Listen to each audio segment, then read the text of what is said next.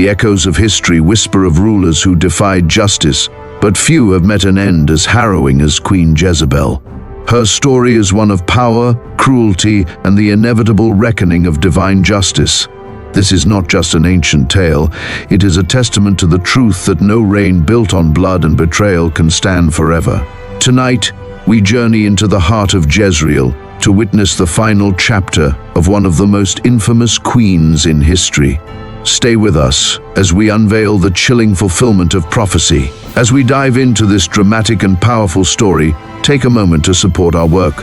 If you love storytelling that brings the Bible to life, don't forget to like this video, subscribe for more powerful biblical narratives, and share this story with others who may find inspiration in it.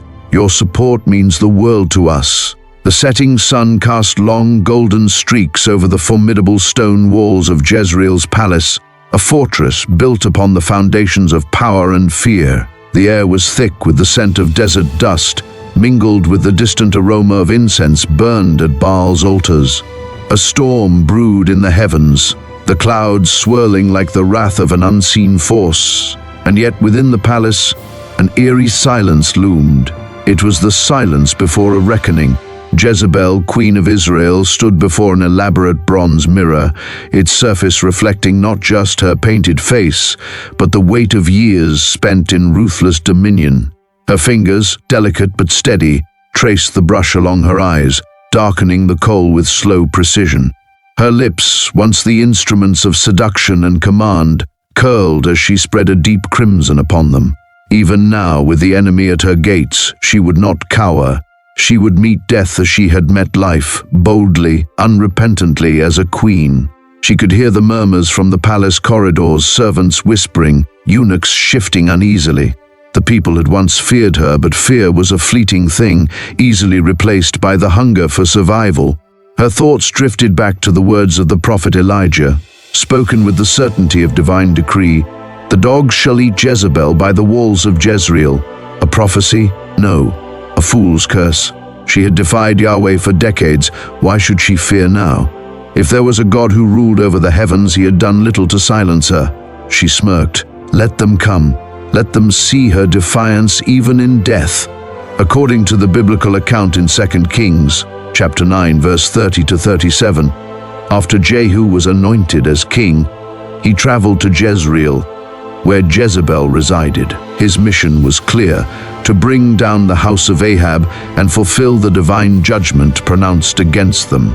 His approach was not that of a mere conqueror, but an executioner of God's justice. Beyond the palace walls, the dry wind howled over the barren hills of Israel as a host of warriors thundered across the plains, a great dust cloud rising in their wake like the breath of a vengeful storm. At the head of the advancing force rode Jehu, his hands gripping the reins of his chariot with unyielding force. His chariot wheels sliced through the earth like blades, each revolution a heartbeat in the march toward divine reckoning. Jehu had once been a general under King Ahab, a man of strategy and war, his life forged in the fires of battle. He had fought in countless skirmishes, his sword red with the blood of Israel's enemies, but never before had he ridden with a purpose such as this. The anointing oil of the prophet Elisha still clung to his skin, its sacred fragrance intermingling with the dust and sweat of the battlefield. He had been chosen, not by lineage, not by inheritance, but by the will of the Almighty. He had listened as the prophet's voice rang in his ears, "You shall strike down the house of Ahab, that I may avenge the blood of my servants, the prophets, and all the servants of the Lord at the hand of Jezebel." Those words had ignited a fire within him, a fury that burned with the weight of divine justice. This was no mere coup, no mere battle for power. This was a reckoning foretold, a war waged by the hand of God himself. The city of Jezreel loomed in the distance, its towering gates standing like silent sentinels against the coming storm. The watchmen upon the walls shaded their eyes against the glare of the sun, their breath catching as they beheld the approach of the chariots. Jehu's reputation preceded him. He was a man who drove his chariot like a whirlwind, reckless and unstoppable. The city's heart pounded with fear. Inside the palace, messengers ran through the corridors, their frantic steps echoing through the halls. The queen had been informed Jehu was coming. The weight of prophecy settled upon Jezreel like a noose tightening around the throat of a condemned man. Jehu's chariot rumbled through the outer gates, the hooves of his war horses kicking up great clouds of dust. The scent of sweat, blood, and leather filled the air. His gaze, fierce as a lion's, scanned the towering walls of the palace. There would be no negotiations, no compromises, only justice. He rode into Jezreel not as a man, but as an instrument of divine wrath. From her palace window, Jezebel watched the encroaching storm of warriors. Her aged yet still sharp eyes held no fear, only defiance. Even now, she refused to lower herself. If Jehu thought he could strip her of dignity, he was mistaken. A queen did not beg, a queen did not run. Her hands moved deftly, adjusting the gold-threaded fabric of her robe. She adorned herself not as a woman awaiting judgment, but as an empress facing the end of her reign. She was Jezebel, daughter of kings, goddess of her own making. She stepped to the edge of the window, her posture regal, her voice laced with venomous wit as she called out, "Is it peace, you Zimri, murderer of your master?" The taunt hung in the air like the edge of a blade. A smirk played upon her lips, daring Jehu to respond.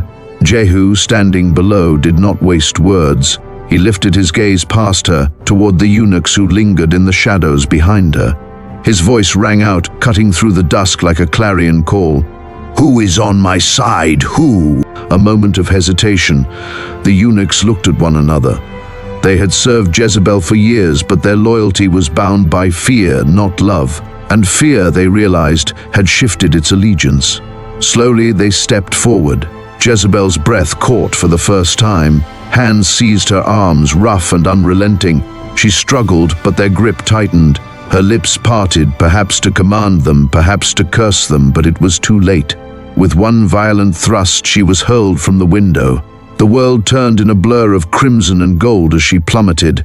Her body twisted mid-air, the billowing fabric of her royal robe snapping in the wind.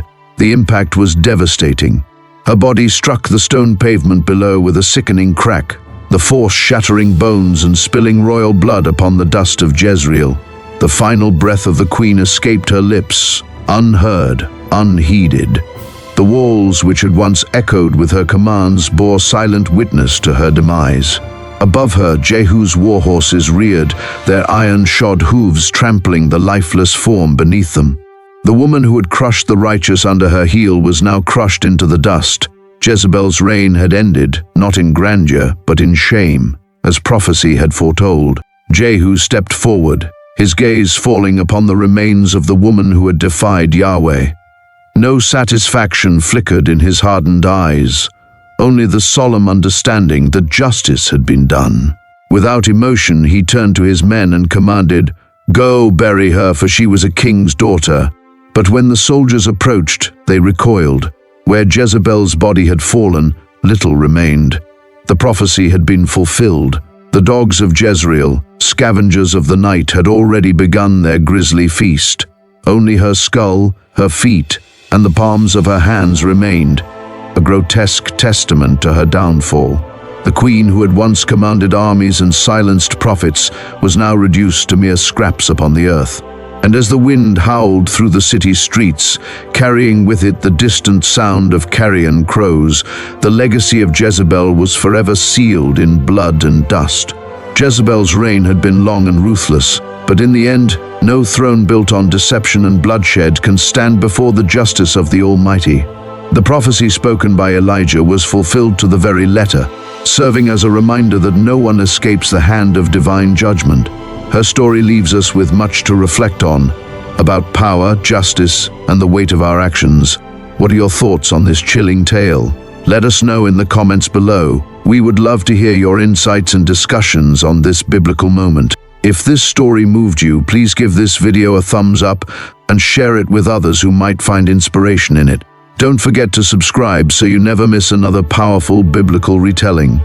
Together, we continue to bring the ancient scriptures to life in vivid and meaningful ways. Thank you for watching, for your support, and for being part of this incredible journey. Until next time, may truth and wisdom guide your path. God bless.